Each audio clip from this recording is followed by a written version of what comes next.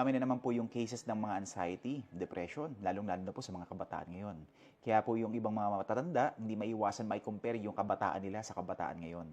Kwento ko lang ha, alam mo ba dati, bago pa nauso ang cellphone, mga social media, kapag meron kang pinagdaraanan, gagawin mo, lalabas ka lang. Hahanap ka ng katropa mo, makikipagkwentuhan ka, tatawa kayo, minsan iiyak pa nga kayo eh. Merong yayakap sa'yo, merong dadamay sa'yo. Yung mga negative na nangyari sa buhay mo, nagiging biro pa para gumaan ang loob mo.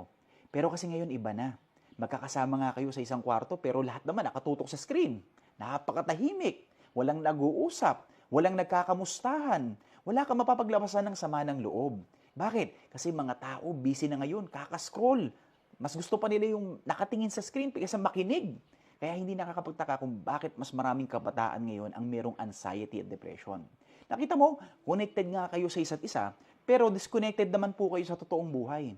At alam mo ba, mayroong paalala ang ating Panginoong Diyos patungkol dito. Sabi po niya, no, seek first the kingdom of God. Ibig sabihin, bago ka mag-check ng notifications, bago ka magbukas ng mga messages, lumapit ka muna kay God. Bakit? Kasi hindi kayang punuin ng cellphone ang puso mo. Hindi kayang ihil ng mga likes ang pagod ng kaluluwa mo.